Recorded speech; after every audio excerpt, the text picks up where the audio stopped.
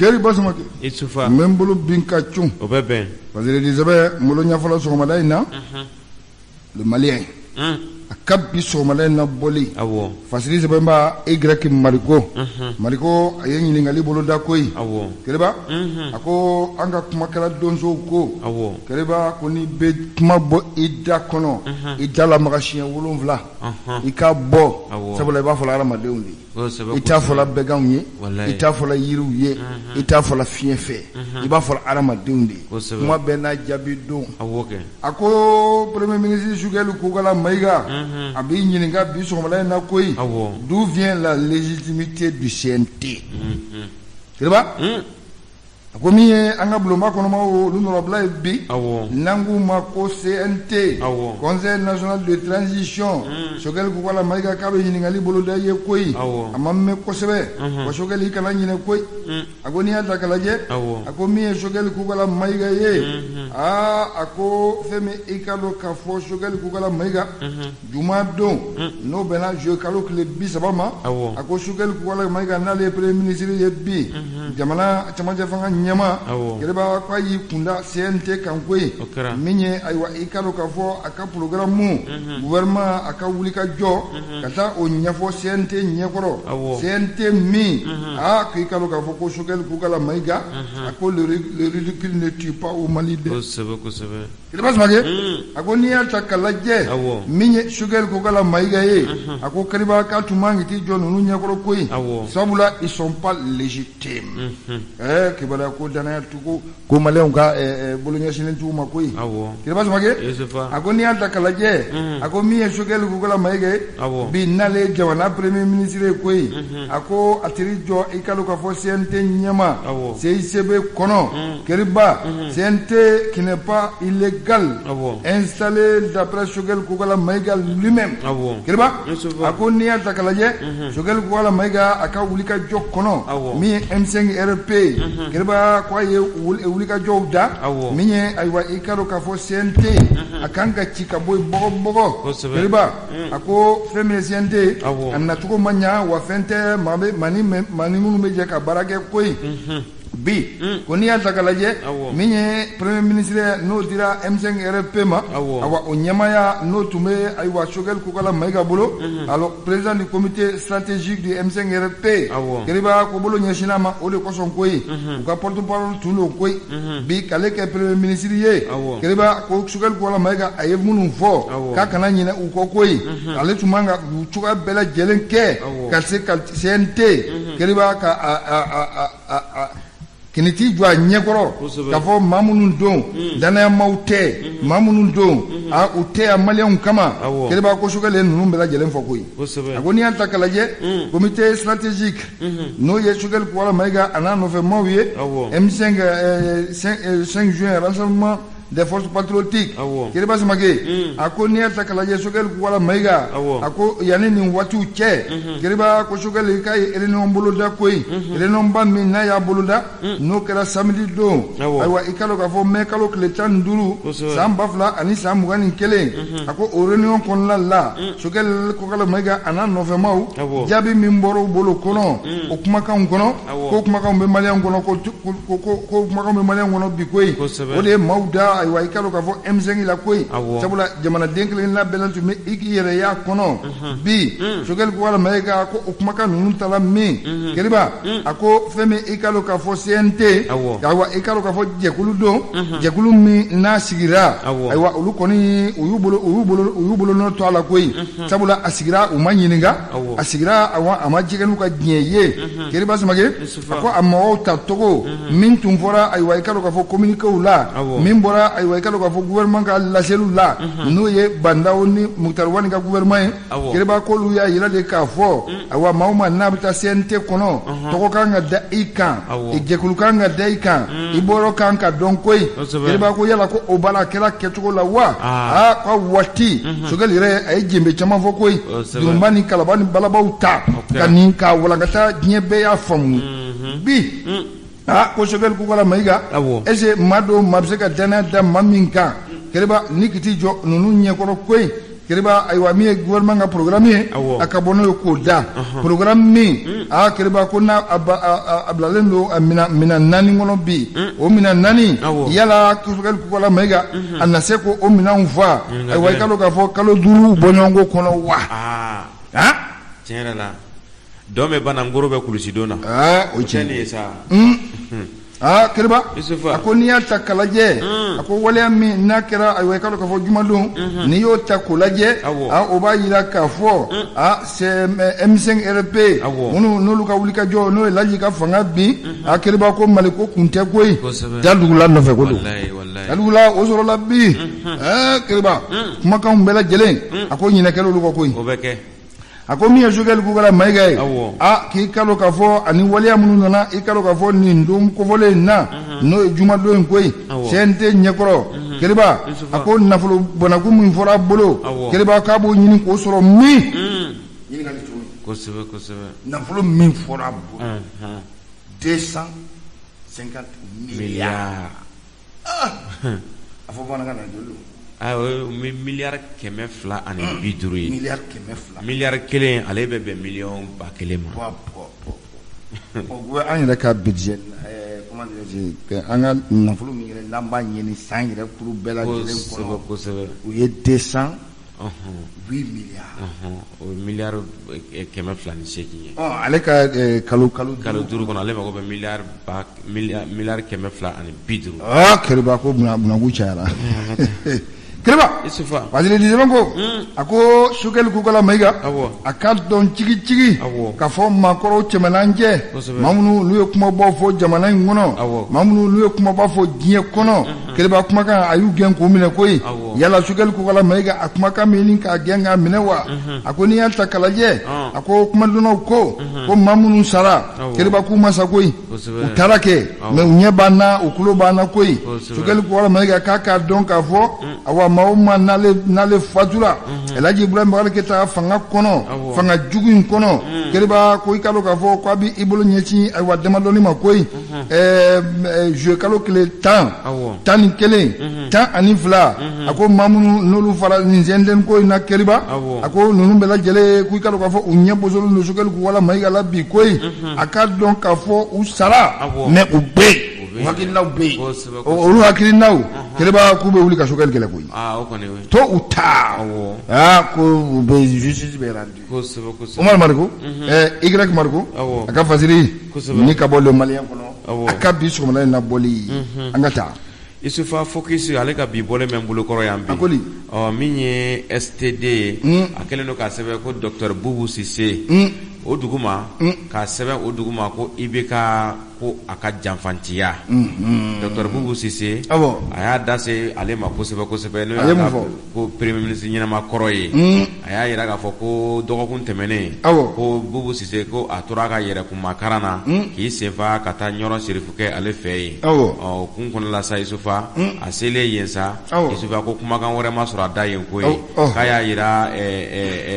ɲɔrɔ serifu kɛ la Isufa ko IRD de kanu bɛ ale la kabini kuma jan ko ale kɔni nana sa Isufa ka i yɛrɛ makaran ka se walasa a bɛ se ka dubabu sɔrɔ cogo min na ale dun kɛra maa ye maa min ni ale ye an ka jamanakuntigi kɔrɔ Ibrahim Bokar Keita ale o kɔkɔrɔma don ka janfaw kɔnɔ la san 7 o san 7 yɛrɛ kɔnɔ la o fana y'a sɔrɔ ale fana bɛ ka baaraw kafo ɲɔgɔn kan jɔyɔrɔ ni jɔyɔrɔ k'olu kafo ɲɔgɔn kan i jɔ n'o bɛɛ lajɛlen ye Isufa min ye fasiri sɛbɛnbaga ye a y'a yira k'a fɔ ko min ye Boubou Cissé ye ko a kɛra maa ye maa min ni ale de ye Ibrahim Bokar Keita nɛgɛn ko ye sababuya kɛ a ma tiɲɛ fɔ a ye n'i y'a jate minɛ ko Ibrahim Bokar Keita ka fanga tiɲɛni k'a sababu a sababu fɔlɔ ko o de ye Boubou Cissé ye k'a sɔrɔ Boubou Cissé kangari dara ye kuma caman k'a yira la k'a fɔ ko a ka bɔ cɛ in nɔfɛ ka premier ministre y'a bila Mamadou Diko n'a ka jamaw y'o sɛbɛkɔrɔ fɔ yan ko u t'a fɛ Ibrahim Bokar Keita yɛrɛ ka jamanakuntigiya bila ko ye nka min ye Boubou Cissé ye ko k'a sen bɔ nin ko in na Boubou Cissé sa a y'a yira a ka nin kuma in b'a yira k'a fɔ ko ale fana kɛra maa ye maa min ni ale fana kɔkɔrɔma donnen tun don serifukɛ fɛ koyi ka sababu kɛ serifukɛ fana tile kelen o m'a fɔ ko a ka bɔ yen n'i ye Bubu Sise jate minɛ ko a kɔni a ma se ka dɛmɛ foyi don Ibrahim Boubacar Keita ma dɛ ale de tora o nɔfɛ ten an bɛ don min na ko bi o jogojugu bɛ ale kɔ o tɔgɔjugu bɛ ale kɔ ko n'a fɔra ko ale kana a fɔ ko a bɛ ni kɔkɔ da IRD ale ka ɲɛmaya ko kan ko o ko bɛ gɛlɛya ko ye n'i y'a jateminɛ Fasiri sɛbɛnbaga a y'a yira k'a fɔ ko Bubu Sise a ka baara laban minnu ni olu kɛra jamana kɔnɔ ko olu vraiment ko olu ma ɲa sigasigana koba de b'a ka ko la k'a jɔrɔlen don o de kosɔn a taara sirifukɛ fɛ Isufa walasa a bɛ i kunma dogo ye ni dubabu ye ani bilasirali ye Bubu Sise ale tiɲɛ na a kun dɛmɛnen don bu ye fɛ Fasiri y'a fɔ cogo min na nka Bubu Sise a ye waleya minnu kɛ i jango i da sera min ma sisan juillet kalo kɔnɔna la san 2000 ani san 20 a tiɲɛni minnu kɛra ko olu ko ninnu ko segin bɛna kɛ o gafew kan ko ye o affaire kan ka lawuli ka yira k'a fɔ mɔgɔ minnu tanyana olu ko kɔnɔna la Isufa ko Bubu Sise ko ale ye maa min ni ale fɔlɔ nɔ kan ka minɛ ko ye ka sababuya kɛ a donni na ale de kelen tun bɛ ministeriya la ko ye o wariw fana bɔra ka di lakana tigilamɔgɔw ma Isufa ko o kun kɔnɔ la ɲininkali de bɛ kɛ yen sa ko jɔn de y'a fɔ ko lakana tigilamɔgɔw ka mugu ci mɔgɔw la juillet kalo tile 9 n'a tile 10 n'a tile 11 o kan ka kɛ o muguci min kɛra Bubu Sise de kelen tun ye ɲɛmɔgɔ ye ni ɲininkaliw bɛ kɛ ko Bubu Sise kan ka wele bɔgɔ jeninen kan ka yana ko makaran ko n'a bɛ ɲɛmɔgɔya ɲini na tuguni k'a ka maa falenw bɛ yen dɛ i y'a fɔ cogo min na u taar'u da de u ma sa u somɔgɔw n'u kanumɔgɔw ani fasodenw ɲɛ wagalen don k'a ko lajɛ ka sababu kɛ nin ko in n'a bilara ten Isufa ɲininkaliw de kɛra ko yala ko minnu fana bɛ ɲɛmɔgɔya la ko yala ko munna olu fana tɛ mɔgɔ fagaw kɛ k'a fɔ ko ma bɔ la i n'a fɔ ko ma bɔ Bubu Sise ta la cogo min na ko nin maafa ko in k'a ka kan ka fɛsɛfɛsɛ de a ka ja Sogɛli Kokala Mayiga ale min tun bɛ a wulikajɔw la ko kɔnɔ ale de fɔlɔfɔlɔ kan ka nin ko in k'a ta k'a da ɲɛ kɔrɔ nka a ko juguba walasa a tigilamɔgɔw u nɔ ka minɛ Fasiri kɔni y'a fɔ cogo min na Bubu Sise ale kɔni ye maa fɔlɔfɔlɔ ye min kan ka minɛ a ko la min ye Mahamudu Diko ye sa ale kɔni fana ka wulikajɔ de tun kɛra wagati ka yira k'a fɔ ko fɔ ka dayɛlɛ ka sɛgɛsɛgɛliw dayɛlɛ a tigi ka minɛ asa k'an bɛ don min na ko bi ko dama tu a ko la dɛ k'u kɔni bɛ min fɔ gafe in kɔnɔ yan min ye Bubu Sise ye ko a kan ka nɔ minɛ dɛ yɛlɛma o yɛlɛma n'o b'a kɔnɔ ɲɛmɔgɔya ɲini o ɲɛmɔgɔya ɲini n'o b'a kɔnɔ k'a kan k'a bila kun na a ye mɔgɔ ye mɔgɔ min n'a kan ka nɔ minɛ nin maafa ninnu na ko magistrat ka grève baarabila min kɛra n'o ye grève ye ko magistrat y'a yira k'a fɔ ko miliyari 3 ko o tununnen don ministère de l'économie et des finances kɔnɔna la ko kabini o don ni bi cɛ o gafe fɛnɛ o dalen bɛ yen magistrat b'o kalama fasodenw b'o kalama ministère mɔgɔw yɛrɛ b'o kalama ko o miliyari 3 in ko Bubu Sise k'a ma dɛrɛmɛ kelen di a la fɔlɔ ko o b'a kun hali sini k'i yala k'a k'i jija dɛ ko miliyari 3 in k'a kana tunu o enquête o fɛnɛ bɛ sen na STT ale ka laseli don ka bɔ focus ka bi bɔlen kɔnɔ babu ɲala Kiriba Isufa n bɛ to a kɔnɔ halisa Fasiri Sɛbɛn n'an ko a ma le malien a ka bi bɔli Fasiri Sɛbɛn ba Yusufu Sangare fulakɛ Kiriba a y'i cɔ min s'a ma koyi a ko Kiriba an yɛrɛ baarakɛ ɲɔgɔn n'o ye Burama Ture ye koyi a ko i ka dɔn Kukulabara ye Goyɔ den na tuguni koyi a ko n'i y'a ta k'a lajɛ min ye i ka dɔn k'a fɔ général Moussa Diawara ko bi ko il est placé sous mandat de dépôt. Kiriba a ko n'i y'a ta k'a lajɛ min ye général Moussa Diawara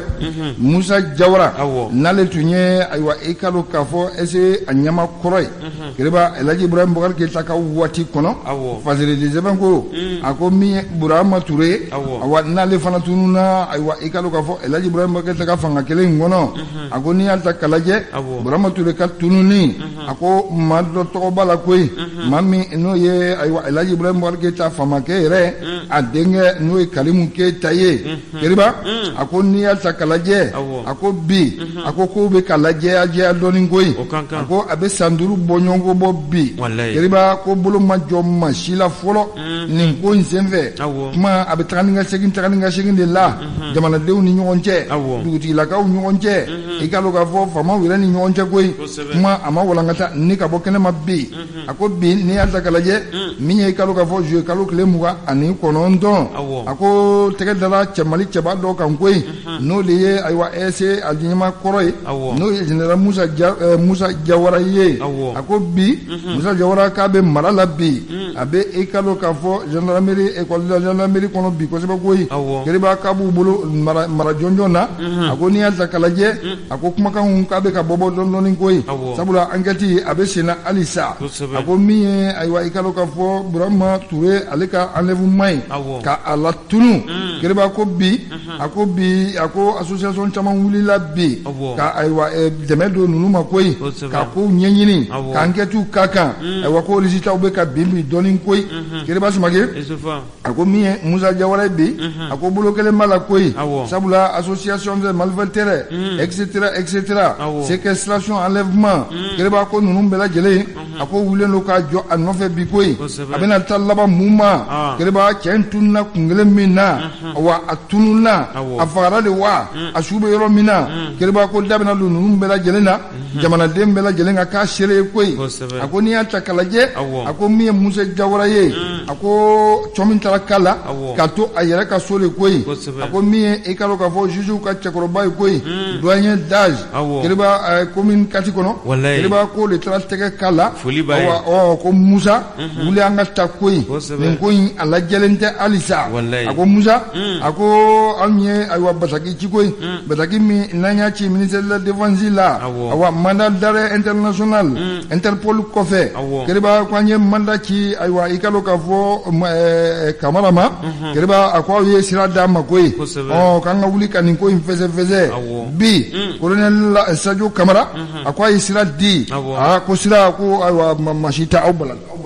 a y'aw ka bala k'a kɛcogo la keriba a ko n'i y'a ta k'a lajɛ min ye Musa Jawara ye bi ko bi na a bɛ yɔrɔ min na ko bi a ko a datugulen don koyi datugulen don sabula ayiwa a ka titre yɛrɛ kama n'o ye généraliya titre ye keriba k'a bɛ école la de la gendarmerie nationale la koyi kɛba a ma fɔ ma ko kan ye o t'o ye sa keriba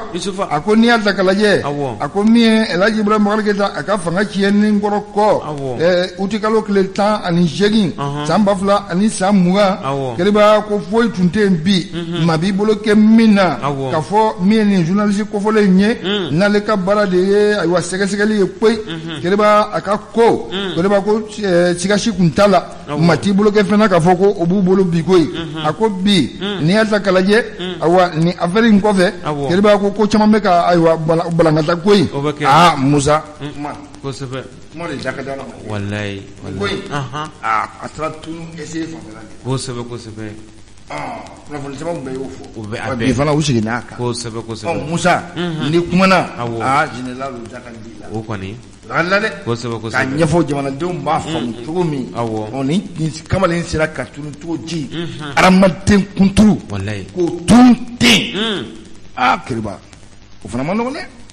ka san 5 nkalon bɛ ka tigɛ a ɲɛ dɔrɔn tiɲɛ ka bangi tɛ sa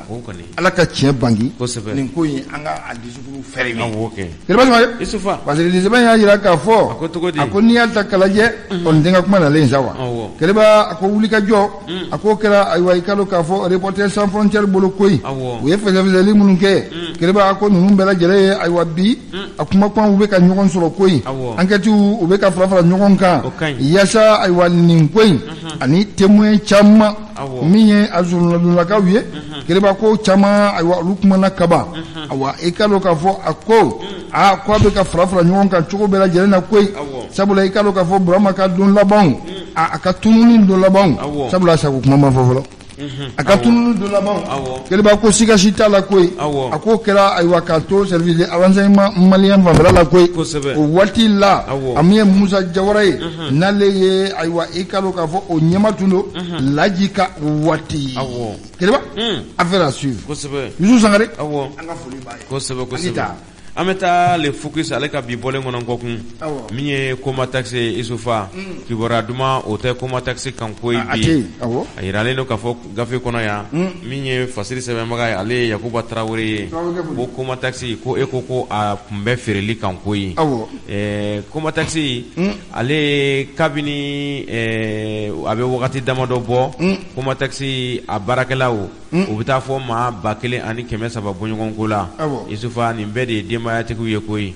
Isufa nunu bɛ ni makaran de la bi ka sababu kɛ sɔrɔ min ni o tun bɛ kɛ k'u to baara siratigɛ kɔnɔna la o baara o jɔlen don a mɛnna kabini mai kalo tile 28 san 2000 ani san 20 u ka bana jugu in n'ale tɔgɔ ko coronavirus kabini o yera maa kelen na gardien kunda Isufa baara a kɔni a tora cocaco la ten sa fo ka na baara yɛrɛ jɔ koma taxi ale kɔnɔna la an bɛ don min na i ko bi coronavirus kɔni nana n'a ka tiɲɛli ye nka koma taxi n'a fɔra ko coronavirus kɛra sababu ye k'ale jɔ Isufa a gɛlɛya b'a ko kɔnɔ k'a sɔrɔ coronavirus ko in na n'i y'a ko jateminɛ a yiralen don k'a fɔ ko musakaw nalen don musaka minnu ni olu bɛɛ di baarakɛ cakɛdaw ma dɔw yɛrɛ y'u ta sɔrɔ ka ban Isufa an b'o kalama mun bɛ taa koma taxi jɔ ka o musaka kelenw k'olu to yen fana u ka syndicat ɲɛma sa ni o ye Ablaye Jakite ye a y'a yira k'a fɔ ko tiɲɛ yɛrɛ la ko olu kɔni olu sɛgɛnna taga ni ka segin na coronavirus a kɔni nana ka kɛtaw kɛ tiɲɛ don koma taxi baarakɛla maa caman Ala y'olu ka kalifa minɛ u la koyi a daminɛ ni bi cɛ kɔni nka a tɔ min bɛ yen o fana ka ca dɛ Isufa olu kɔni olu don o don olu bɛ to sigilen ten n'i ye olu kɔni ɲininka olu t'a fɔ ko baara bilara dɛ olu kɔni olu ma gɛn ka bɔ baara la dɛ baara kɔni de la jɔlen don fɔlɔ ni a ma ɲɛ kosɛbɛ koma taxi ko n'i y'a jateminɛ bi nin jamamayɔrɔba in ko ni donna kuru kɔnɔ bi bɛ kɔnɔw de mankan mɛn yiri la ni donna kuru kɔnɔ bi sa Isufa fan bɛɛ ɲagasalen don binw de la koyi kun kɔnɔ la sa ko koma taxi kɔni a ko k'an ka lajɛ Isufa a ka wuli kuma camanba de fɔlen don koma taxi ko in kan an na o kumakan kɔfɛ an n'olu walawala fasodenw ye nka an bɛ don min ko bi duwawu de kan ka k'a ye koyi ka sababu kɛ ko a kun bɛ feereli de kan kosɛbɛ maa 1300 kumaba n'a misɛnman n'i y'u bɛɛ fara ɲɔgɔn kan a bɛ bɛn o de ma Isufa o tɛ kɔlɔkɔlɔ ye jamana in kɔnɔ dɛ fasiri a sɛbɛnbaga de ye Yakuba Traoré ka bɔ focus ka bi bɔlen a ka bi bɔlen Keriba an bɛ taa n bɛ n bolo yɛlɛma fasiri di sɛbɛn n'an ko a ma indépendant an ka ma wele ale ye kosɛbɛ kuma la teliya la sa Keriba an ka Mali Mali Ala ka hinɛ Mali la fasiri di sɛbɛn ko a ko bi Keriba Samake min ye i ka dɔn k'a fɔ Haut Conseil des collectivités au Conseil des collectivités du Mali a ko Abibu Sila a tiri bi o fana kɔnɔ yen nɔ bi Abibu Sila Keriba Samake a ko n'i y'a ta k'a lajɛ a ko min Abibu Sila ye n'ale ye Haut Conseil des Maliens de l'extérieur a ɲɛma ye Keriba a ko i ka dɔn k'a fɔ Haut Conseil des Maliens au Conseil des collectivités Keriba ko a kɛra o membre fana ye bi tuguni koyi n'i y'a ta k'a lajɛ Yakuba Katile aywa Sanduru o dira ale ma koyi Sanduru min n'ale b'o kɛ ɲɛma la a ko ni aywa i kalo ka fɔ Abibu Sila u n'o kɛ ɲɔgɔn fɛ in sa sabula Abibu Sila awa wele bilala ale ma koyi min ye fɛ Abdurahmane Aidara ye Keriba ko remplacer aywa i kalo ka fɔ au Conseil des collectivités du Mali kɔnɔ koyi Keriba Samake a ko n'i y'a ta k'a lajɛ a ko min ye Abibu Sila ye fasiri di sɛbɛn ko a ko ale ka mandat yɛrɛ ye ko bana pewu min a ka mandat min n'o b'a ka ɲɛmaya kofɔ awa i ka dɔn k'a fɔ o Conseil des Maliens de l'extérieur kunna Keriba ko o mandat banna awa a bɛ waati jan bɔ bi koyi yala nin point de chute a bolo o kɔni o bɛ ka ramasser kosɛbɛ Keriba fasiri an y'a sama ni ka bɔ indépendant kɔnɔ indépendant an bɛ to a kɔnɔ halisa Keriba fasiri sɛbɛnba o de i ka dɔn k'a fɔ la direction kiriba fadili sɛbɛn fadili sɛbɛn ma o de i ka dɔn k'a fɔ u kuru bɛɛ lajɛlen koyi kiriba Samakɛ a ko n'i y'a ta k'a lajɛ a ko min ye enseignants ka grève ye bi ni wulikajɔ n'a kɛlen don o bolo bi kosɛbɛ min ye Usmane Alimudu ye n'ale y'u ka porte parole kiriba k'a wulila ayiwa i ka dɔn k'a fɔ gɛlɛya min bɛ o ni gouvernement cɛ bi gɛlɛya min b'u ni Sugɛli Kukala Mayiga cɛ gɛlɛya min b'u ni Asimi Koyita cɛ kiriba k'a y'i da dɔ la k'a walawala koyi a ko bi min ye i ka dɔn k'a fɔ ministre ɲɛma ye n'o ye ayiwa i ka dɔn k'a fɔ ministre de l'éducation ye kiriba o ka wulikajɔ bi o de ye i ka dɔn k'a fɔ i ka dɔn k'a fɔ direction de l'académie kiriba k'olu bɛɛ lajɛlen ka wulikajɔ kɛ bi koyi ka maaw récupérer kiriba Laji ye min kɛ a fana b'o ɲɔgɔn kɛ la kotugini Fadili sɛbɛn ko k'a bɛ masiran bi koyi sabula jamana in kɔnɔ bi kiriba ka problème ka se ka a ɲɛnabɔ kiriba ko gɛlɛya don an ka ɲɛmaw ma koyi problème bɛ ta ka b'u nɔ la de ni souci min nana kiriba olu bɛ ta ka bɔ yen ka na ni dɔ wɛrɛw ye a bɛ kɛ birijan ɲagami ye koyi Laji ka waati i y'a fɔ cogo min na Bubu Sise ale ma wele bila école karamɔgɔ dɔw ma wa olu nana kiriba a ko kɛra cogo di ma taa ɲɛ sɔrɔ a la koyi kiriba Samakɛ a ko n'i y'a ta k'a lajɛ min ye nin ministre kura in ye kiriba ko a kɛlen don ka wele bila direction d'académie bɛɛ lajɛlen ma ko bɛɛ lajɛlen k'i fara ɲɔgɔn kan ka fɛɛrɛ bɛɛ lajɛlen kɛ koyi année scolaire a bɛ se ka sauver cogo min na kiriba ale ka hakilila la awa ko ka wele bila hali école karamɔgɔ kɔrɔw ma koyi minnu n'u da tɛ kuma la examen ka se ka k'a kɛcogo la koyi wa i ka dɔn k'a fɔ minnu ayiwa école bɛla bunakun kan kiriba min ye CGSU ye ko ka wele bila ninnu bɛɛ lajɛlen ma ko sifinnakaw ma année scolaire a bɛ se ka sauver cogo min kiriba il faut chercher à solutionner les problèmes problème bɛ mɔgɔw la a ye solution ɲini o la yala ka na ni alternative dɔw ye maakɔrɔw tɛ jeunesse tɛ olu bɛɛ ka na l'année ka sauver a ye dɔ kɛ année sauver la sa on veut sauver maintenant l'école malienne année scolaire Laji ka san 7 bɛɛ kɛra an bɛ ka année scolaire de sauver maintenant avec la transition yɛrɛ bolo bi an bɛ fɛ ka école de sauver ça année sauver a ye dɔ k'o la teliyala an y'a sama ni ka bɔ indépendant kɔnɔ o fana ka taabolo kiriba ali bi indépendant a ka bi bɔli Fadili sɛbɛn ba Ablaye Jarakɛ a ko n'i y'a ta k'a lajɛ a ko bi min ye ɲɔnɔ ayiwa i ka dɔn k'a fɔ an ka Maliba kɔnɔ a ko Sɔngɔ ko datugu n'olu fana dara koyi datugula Farabu dara cogo min ka datugu ayiwa i ka dɔn k'a fɔ Dinangurun da kiriba a ko bi ko datugulen bɛ Sɔngɔ fana da koyi a ko n'i y'a ta k'a lajɛ bi a ko maa tɛ bɔ yen bi min bɛ taa sɛnɛkɛyɔrɔ la maa tɛ se ka bɔ yen bi min bɛ taa bagangɛn na kiriba ko n'i y'a ta k'a lajɛ min ye ɲɔnɔ ye bi Mali ka bagan caman bɛ bɔ nin yɔrɔ ninnu de la koyi hali seliba min tɛmɛnen filɛ n'a gɛlɛyara kiriba ko bɛɛkaw ma se ka bɔ koyi sabula n'i y'a ta k'i kunda sira kan ko jalisiw k'u bɛ ayiwa bagan yɛrɛ bɛɛ fa a kana se yan yɛrɛ o ka d'u ye bagangɛnnaw bɛ fa cogo min bagan yɛrɛ bɛ fa ten a kana se yan o ka ala k'an kisi ninnu tɔɔrɔ ma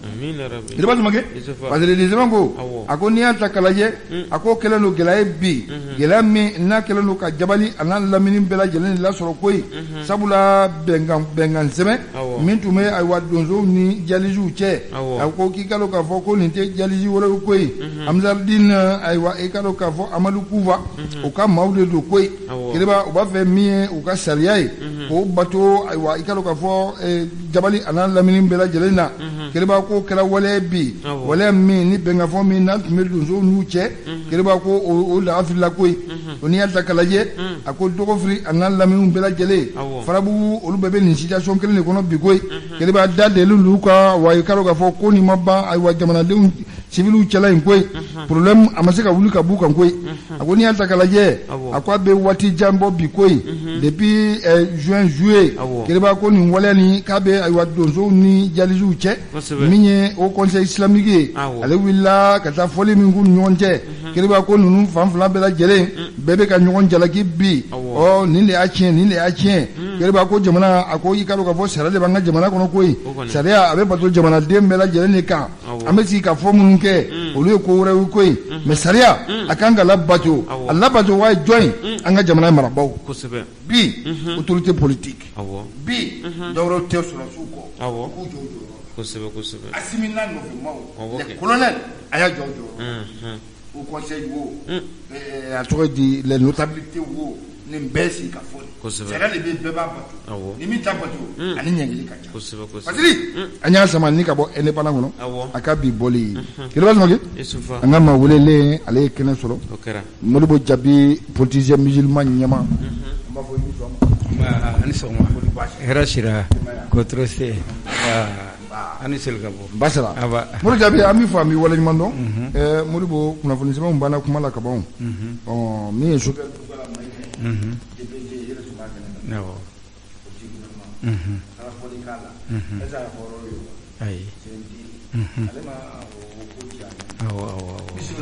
bismillahir rahmanir rahim Yusufa Keriba an b'aw fo ka